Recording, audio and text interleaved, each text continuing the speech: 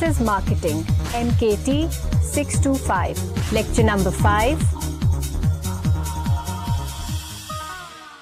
Assalamu alaikum Khawateen wa Hazrat. This is Wasim Hassan, your instructor for the course on Services Marketing, MKT625 at the Virtual University of Pakistan. I welcome you to lecture number 5. In the previous lecture number 4, we started learning about the concept of classification of services.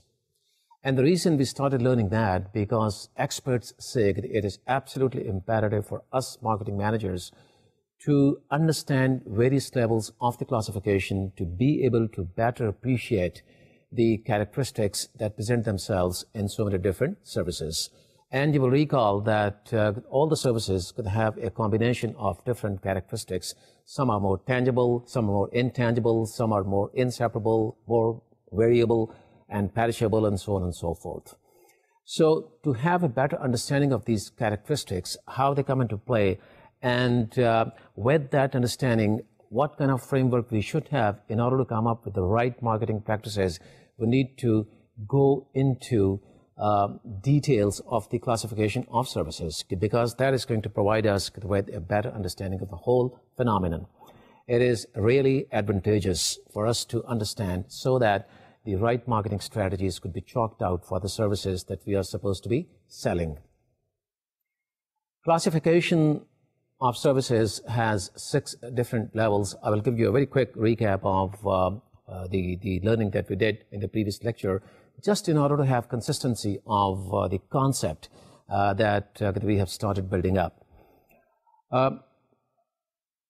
Nature of organization is the first one, and the second one is the nature of service, and then the third one is the customer relationship. The fourth one is the nature of demand, and the fifth one is the service package, and the sixth one is the delivery method. We are done with the first one, and the first one is the foremost one, very important, meaning the nature of the organization. We have to understand the nature of the organization while we are selling a service. As a matter of fact, there are 2 important aspects to it, the one being the purpose of the organization and the other being the setup. And the setup is the structure which has to be woven around the purpose of the organization. And with this understanding, now that we are going to move on to the second level of classification, which is the nature of service. This also has 2 different aspects. The one is the tangibility spectrum. And let me tell you very frankly that tangibility spectrum is not going to leave us as long as we are into services marketing. It is very important for us to understand where on the tangibility spectrum our service sits. So in other words, we have to be very clear about the combination of characteristics and the degree of those present in the service that we are selling. The second aspect to the nature of service is the involvement of the customer. Now, getting back to the first one, whether a service is very highly intangible with some elements of tangibility, or it happens to be a tangible product with an important element or elements of service, it is very important for us to know where on the tangibility spectrum the service sits, because only then we can be clear about the kind of organization that has to be developed and the kind of setup which has to be woven around the purpose of the organization.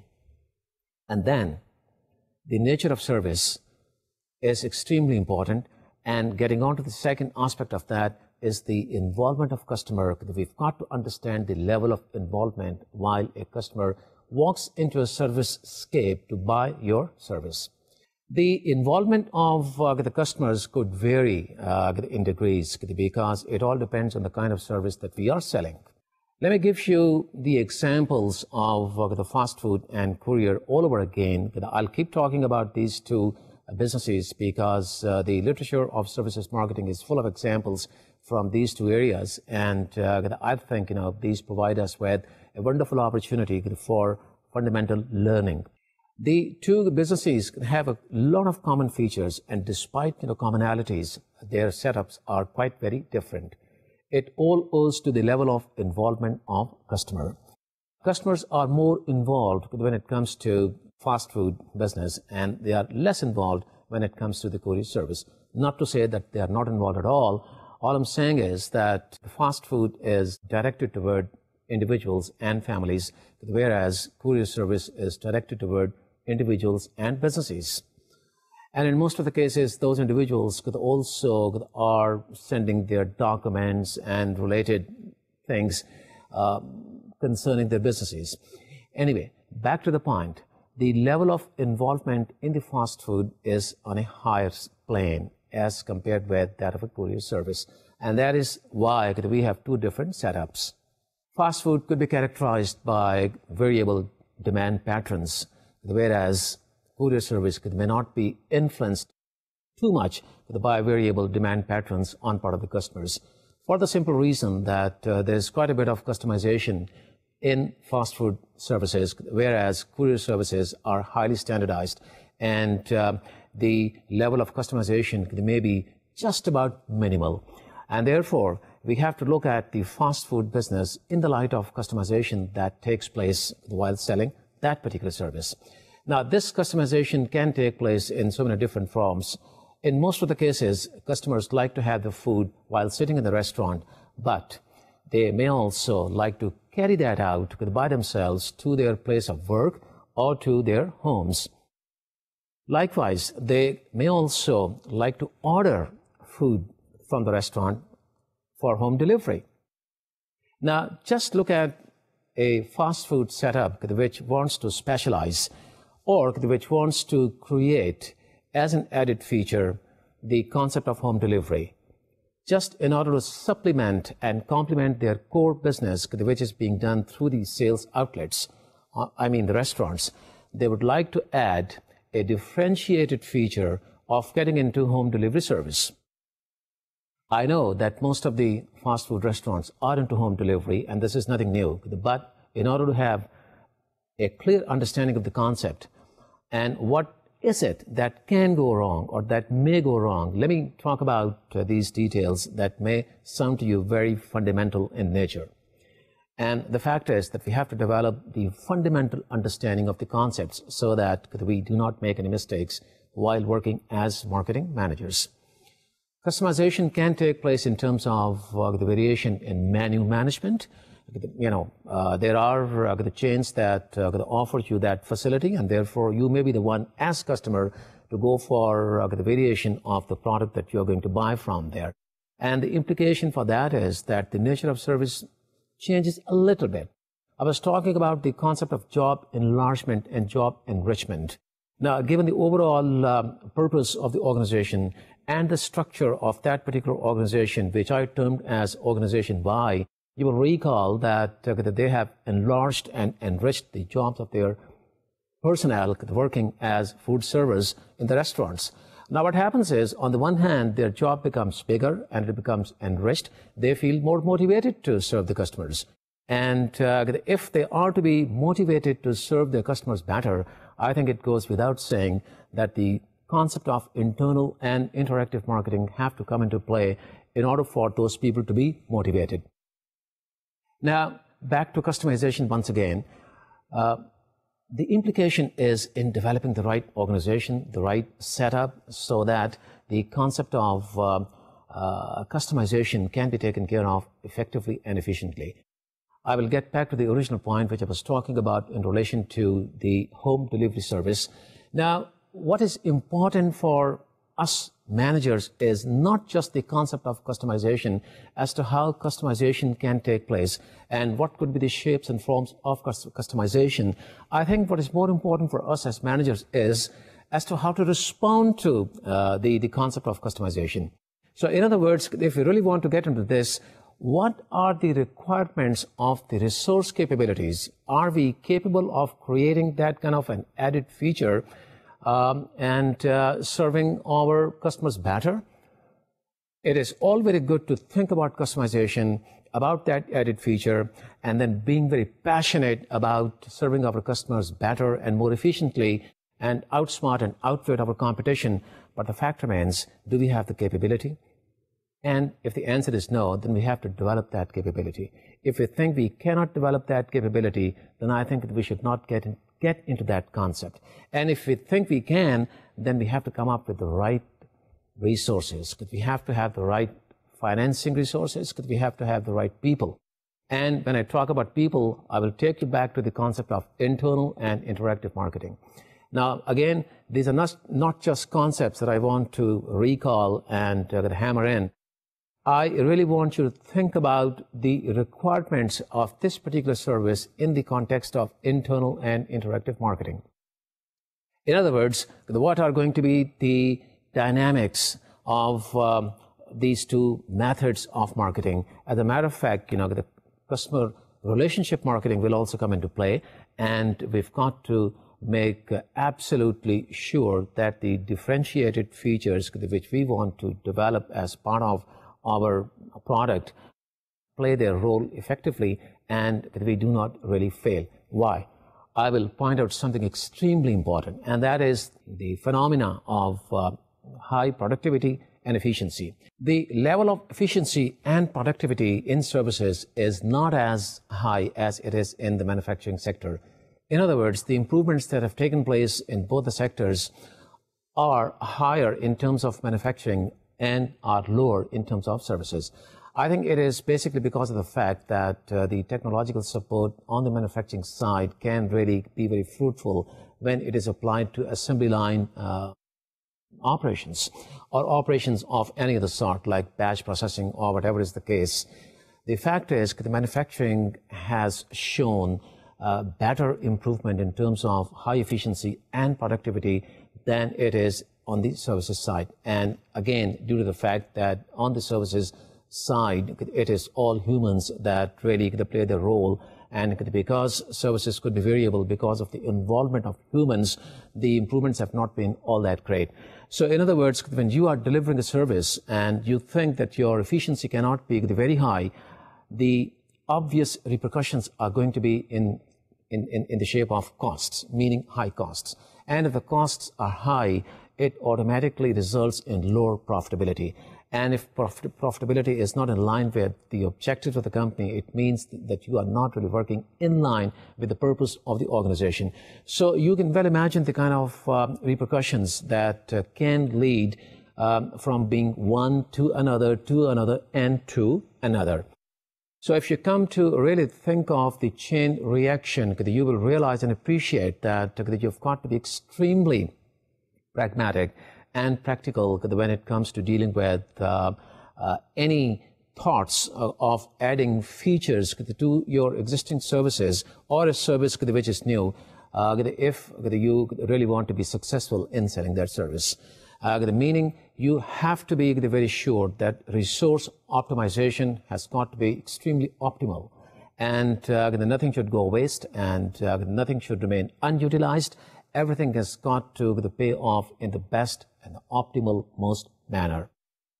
Again, getting back to the involvement of customers in the nature of service, let me give you one more example about the involvement of customers with the management consultants. When you go to a management consultant as a customer, your involvement is at a very, very high plane, because you get into repetitive discussions with the consultants about the design of the assignment, the study, and also the possible outcomes.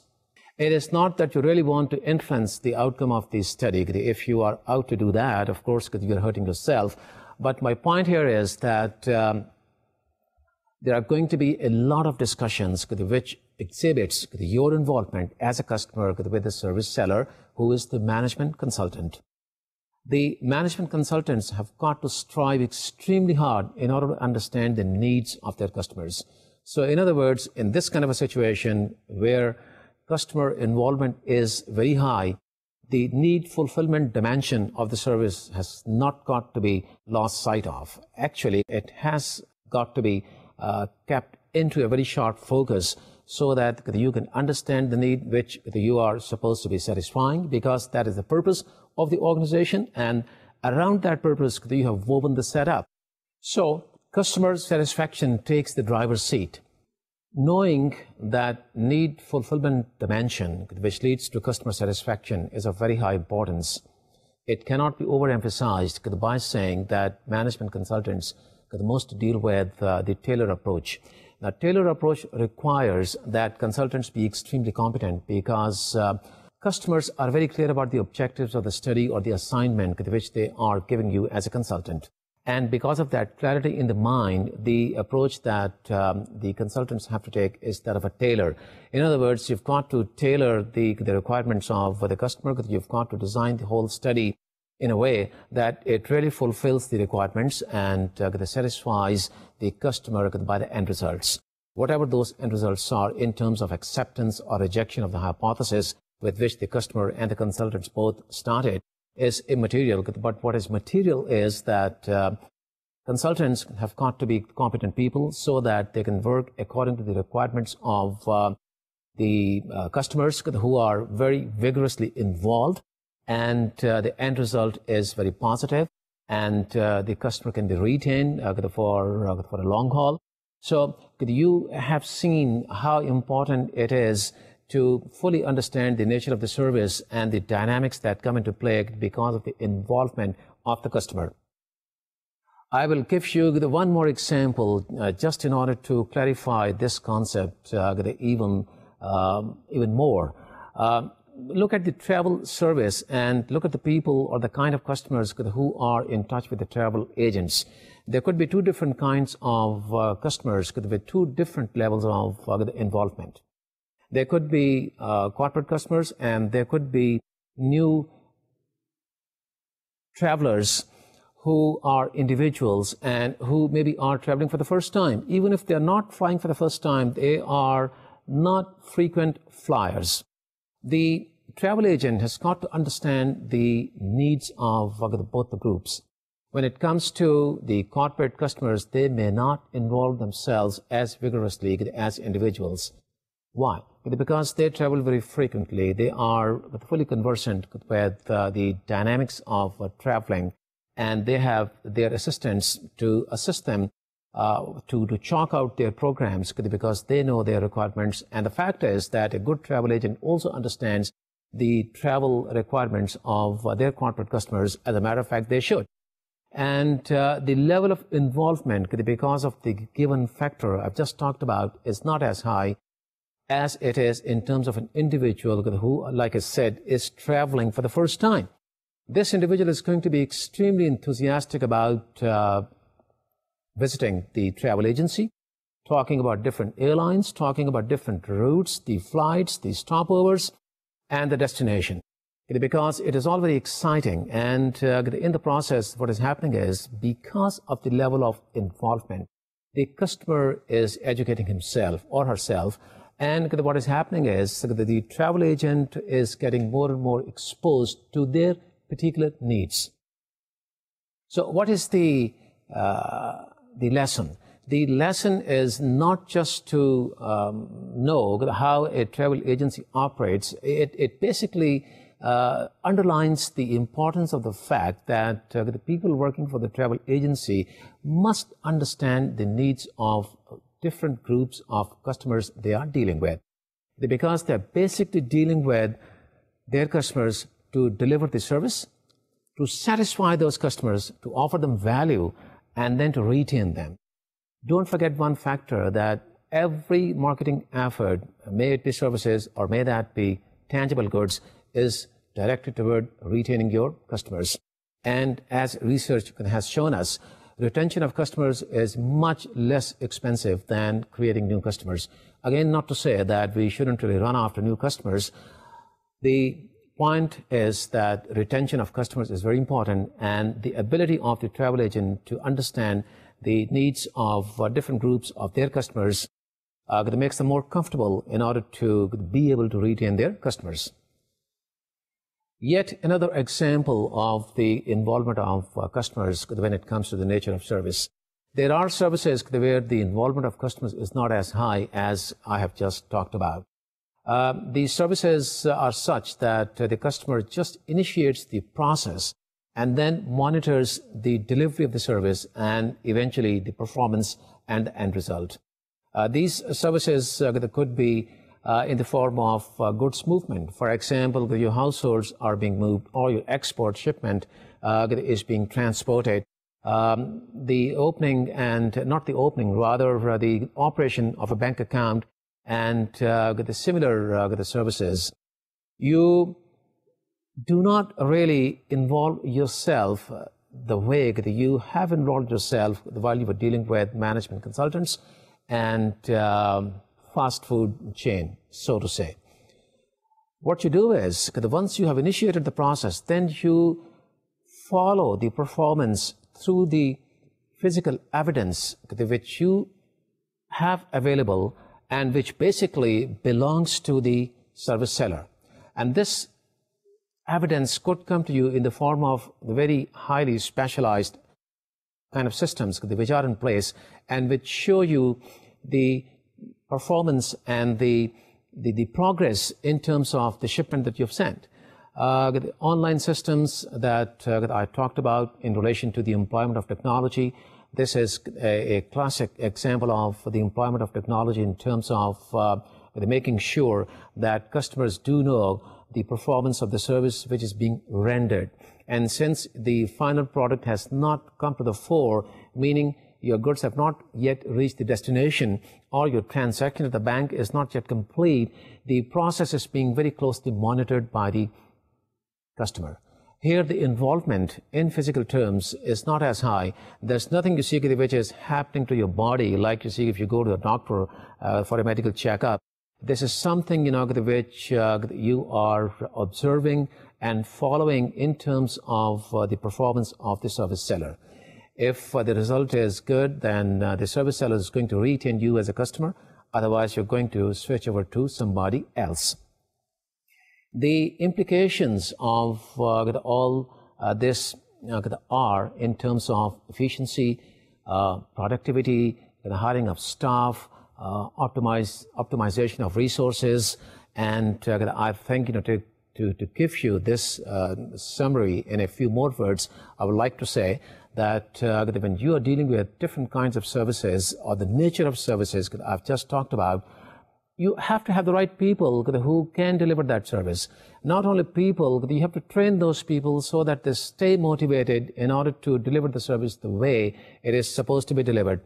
You also have to have the right resource capability, and that brings you into the realm of strategic management, where you have to determine, with the help of top management, whether or not you are capable to undertake a certain project or a certain part of an overall project.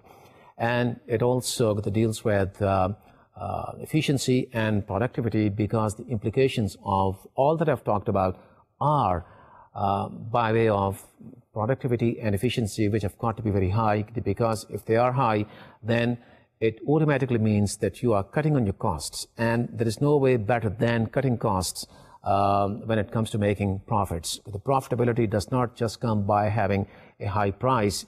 Profitability in the first place comes by controlling and controlling your costs. And if you really can have high efficiency, then it automatically means you're controlling costs and you are on the right track. You are following the purpose and objectives of the organization in just about the right strategic way, the way they were envisaged. With this, our learning on the nature of service is fundamentally complete. There's so much to talk about, but the fundamentals are there for us to pick up. And I think, if we fully understand the nature of service, then along with the nature of organization, we really can come up with a framework which is the right framework in terms of our marketing strategies.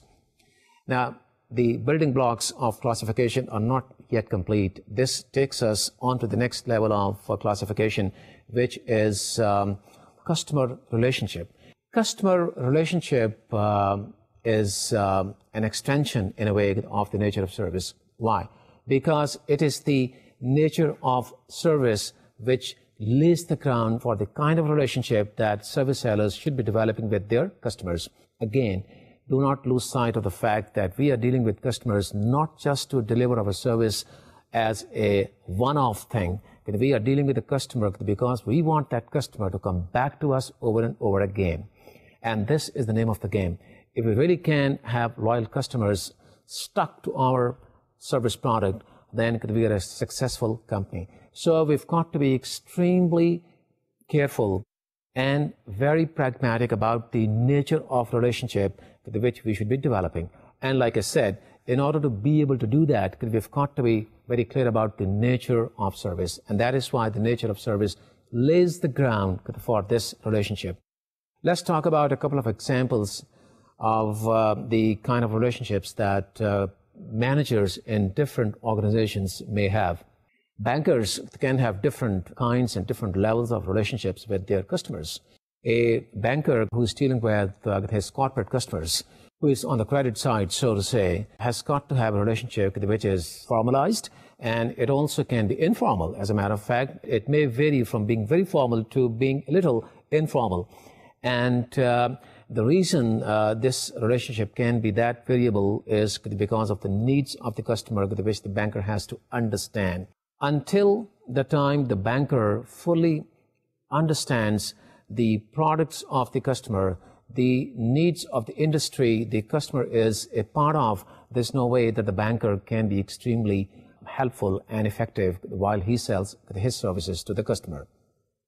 The relationship of a banker or bankers, for that matter, with retail customers may not be as close and as informal or formal as it is in the case of corporate customers.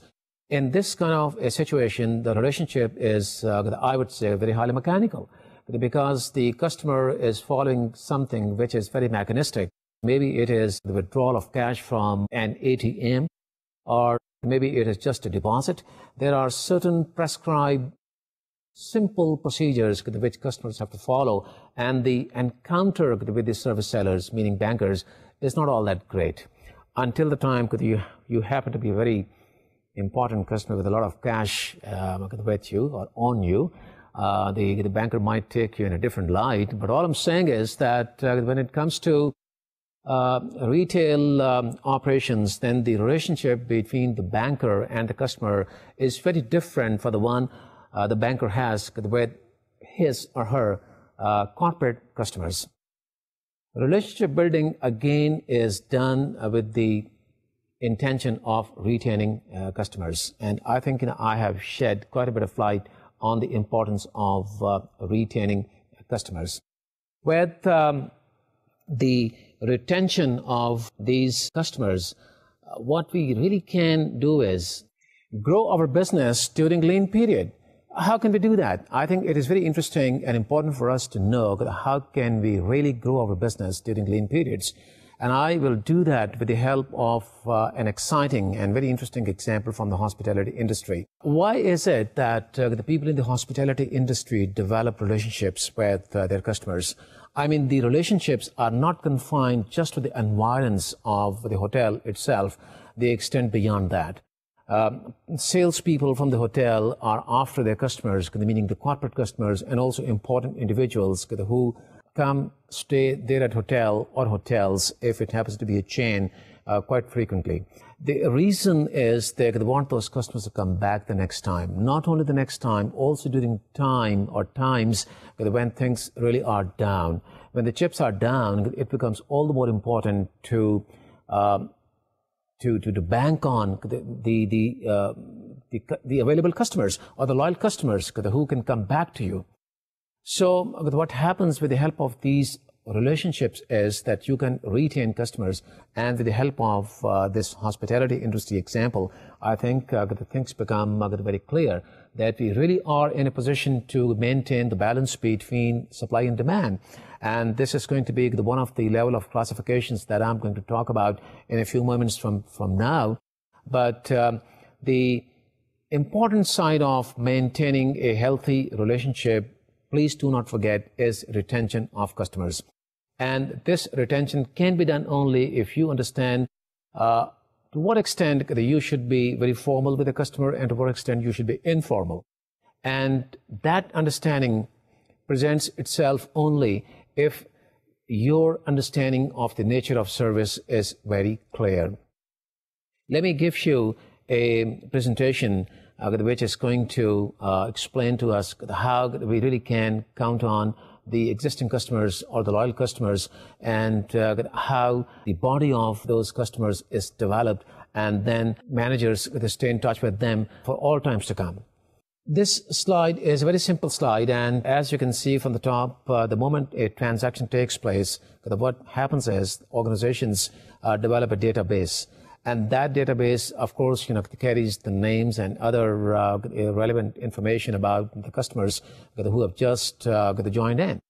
And the good side of maintaining this database is that you know your customers, and you always can contact them whenever you are introducing a new product or when you are introducing a new feature of the same product. Even if you're not introducing something new, you can just call your customers once in a while to find out how they are. And this keeps the relationship at a very healthy plane.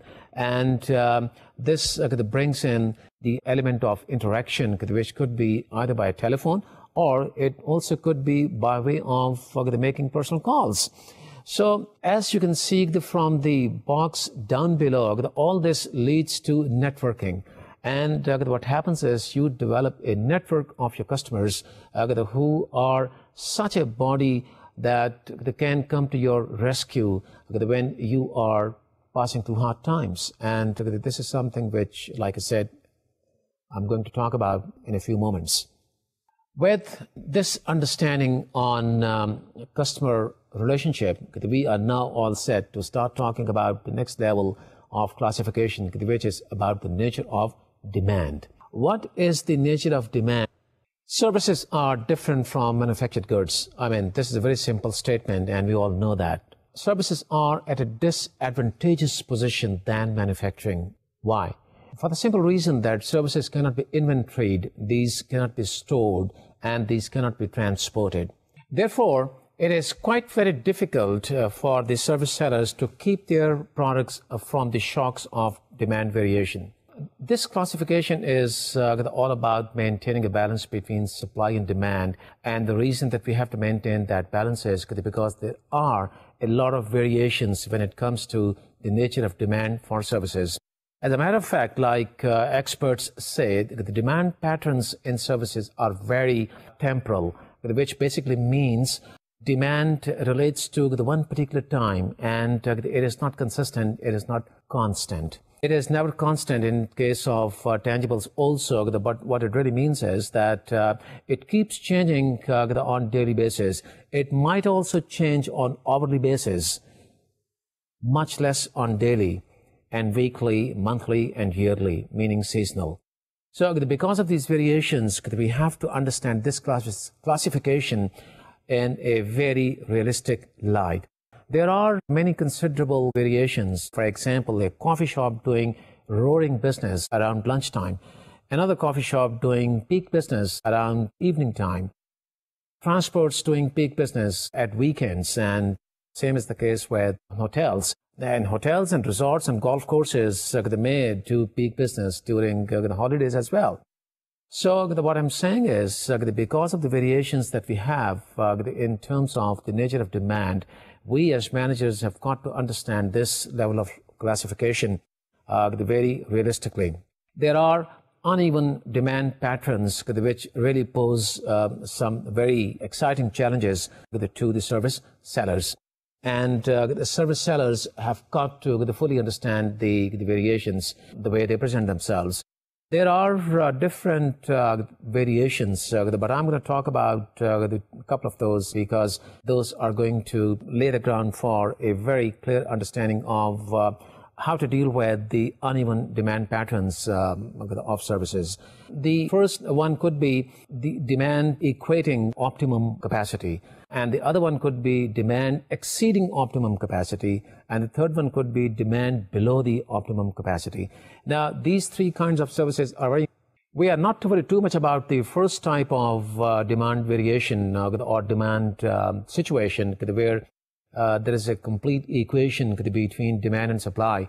I mean, the capacity that you have at your disposal, you are selling all that, and you're all set and satisfied because there is nothing more that you can sell. This does arouse certain questions in your mind from the standpoint of the further growing, and you should get into a study of seeing to what extent you can further grow and what could be the enhanced level of demand for the period to come. But it is not something which really presents you with a problem at hand. It is the other two variations which really need our attention and focus.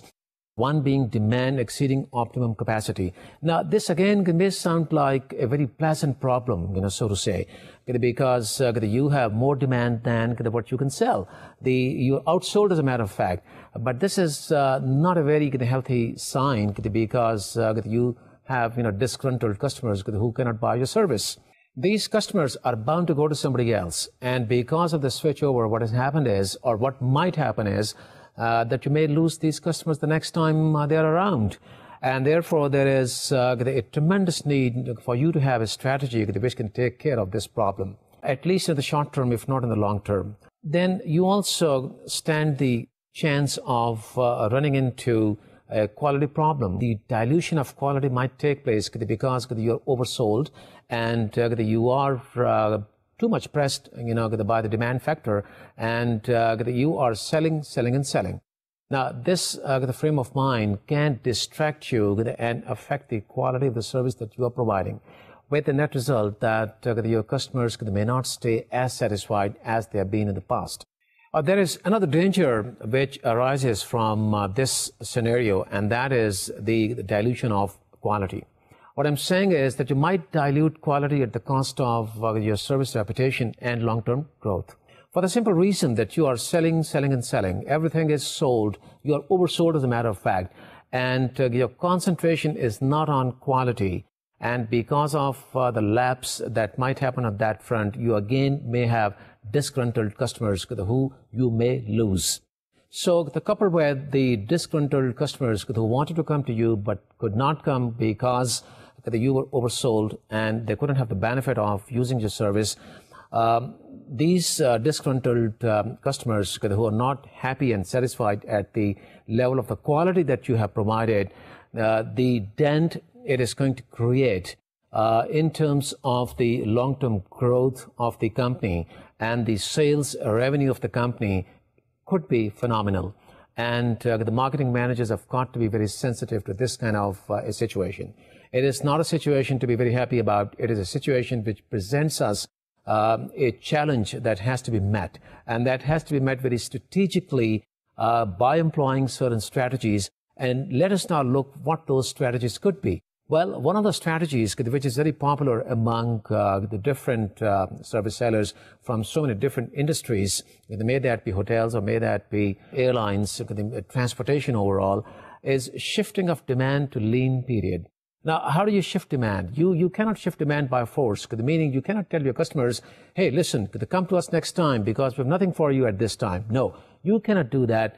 You have got to have a strategy by which you can influence your customers in a subtle way so that they look forward to coming back to you at a time when you have your service ready for them. So you can induce passengers, if you happen to be an airline, into flying during lean period at promotional pricing. In other words, you can offer some very good pricing during lean periods, and knowing the lean periods, because you are part of the industry, you really can come up with some programs that are designed to generate those customers who otherwise may not fly during that lean period. And this relates the promotional side of the strategies. So this is what is meant by shifting demand to lean period. Let me give you another example of the shifting demand to lean period in relation to a cinema house. I think I did talk about this example in one of my lectures earlier. A cinema house can start offering morning shows because there is a case of over demand, and you can take those customers who are not in a position to take seats during the evening shows in the morning, and thereby creating more capacity and keeping those customers fully satisfied. And again, you can do that at a promotional price. And that, as a matter of fact, is going to give a good feeling to your customers who, if the quality is okay, may be ready to retain themselves, with yourselves.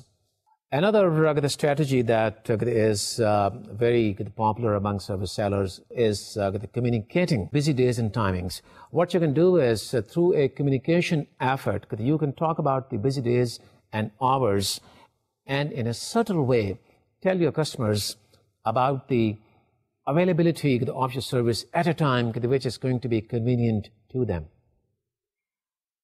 Certainly telling people that you may not like to come at a time when we are oversold and you will be put to inconvenience could be a very good strategy for you to approach your customers and thereby shifting demand to lean period and generating demand at a time when things otherwise could be kind of unhealthy.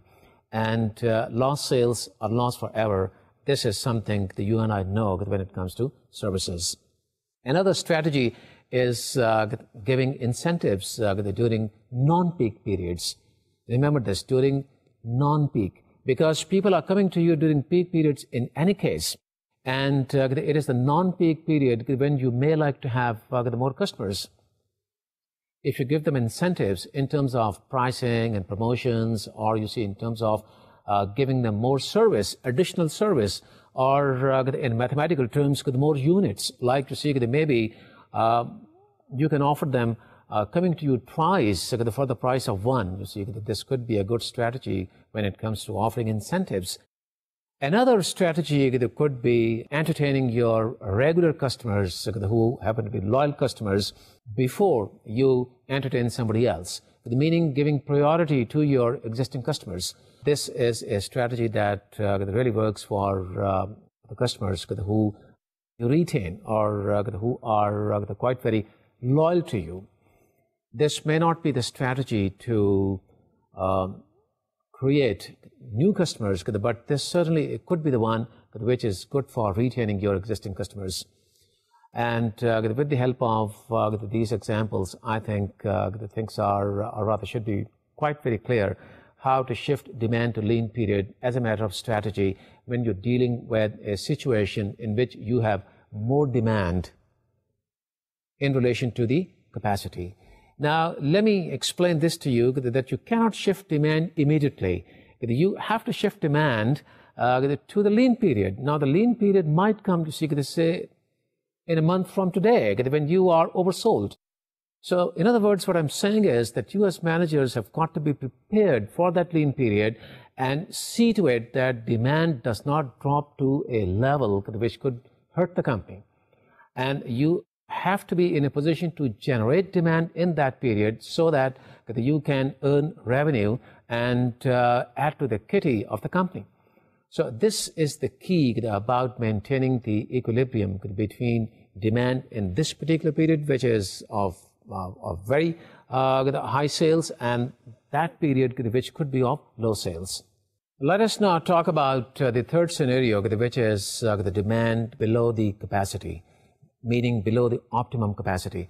Now, this is a situation which really warrants a lot of attention, and the human resources that you have at your disposal, the equipment that you have at your disposal, the capital investment that you have made on that equipment, they all sit either idle or they are underutilized. And therefore, this could be a situation which might lead to the losses. If not outright losses, then definitely a cut into the profitability because you're not generating the level of revenue which is warranted. From the customer's point of view, this could be a situation which they might enjoy for the time being on a temporary basis because they're getting a lot of attention. All the human resource is focused on a few customers that are walking into the facility, and therefore they may feel very important because everybody is looking after them. But then don't forget, customers get put off if they do not see more customers around them. They might complain about standing in the queues. They might complain about the place not being as orderly as it could have been, only because there's an overflow of customers. But the fact remains, psychologically, they always like to see more customers, and that gives them more confidence about the service. So what could be the repercussion is that those few customers who are walking into the facility might get the impression that they have not chosen the right service. In other words, they were not very rational while they were going through the pre-purchase process about this particular service. Notwithstanding the fact that your service happens to be one of the best ones, or maybe the best one, it's only that you are selling less than the capacity, and the situation offers you with the kind of challenge that has to be met. And that challenge can be met with some very ingenious kind of strategies. Those strategies are simple strategies, and they are about aggressive promotions through effective communication. And effective communication can take place with the help of advertising and promotions, of course. I mean, these are the most important tools that you have at your disposal. And the challenge which really presents itself is by way of the limited resources in terms of money.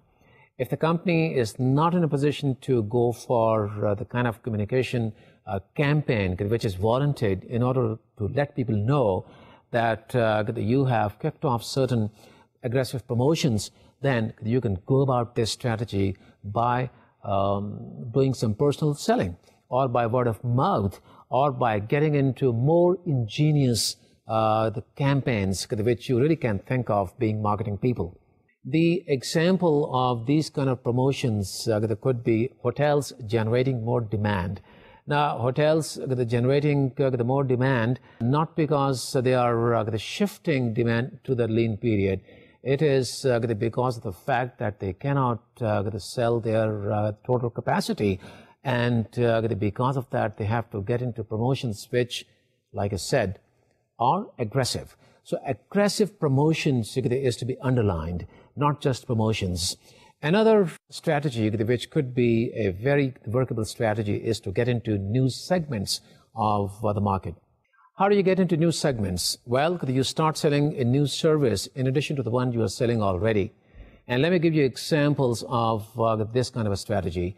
Just think of a beautician who is offering some courses to ladies on personal care and the beautification methods, only because she wants to come up with new product for a new segment at a time when the capacity cannot be fully sold because it is not the wedding season. So this example could be a classical example of getting into a new segment. Another example of getting into the new segment of the market could be a small company of electricians getting into offering a service package to households about maintenance on monthly basis. I mean, the peak period is the one when summer is at its peak. And there's a lot of need for these electricians to fix the air conditioners and fans and so on and so forth. And the demand could also be accidental because of a rainstorm or a windstorm, and these people might enjoy that kind of a scenario, but they've got to prepare themselves for those periods when there is nothing for them to do, and they have to come up with a new product or new features of an existing product so that they can get into new segments and rejuvenate their business. I think with the help of these examples of a beautician getting into a new segment of the beauty market or the personal care market, and electricians getting into new segments of offering maintenance packages, this strategy should be very clear. There are a couple of more strategies, and I would like to talk about those very briefly because of shortage of time. And let me tell you that you offer price incentives when you are in this kind of a situation. And what you also can do is you can bring about a change in service timings. I mean, you can extend your timings. You can start working on weekends as well. And you can hope that the customers will walk into your facility and buy your service, and then enable you to optimize the capacity that is there at your disposal. And then there is another strategy which could be very interesting given the technological developments, and that is about service convenience.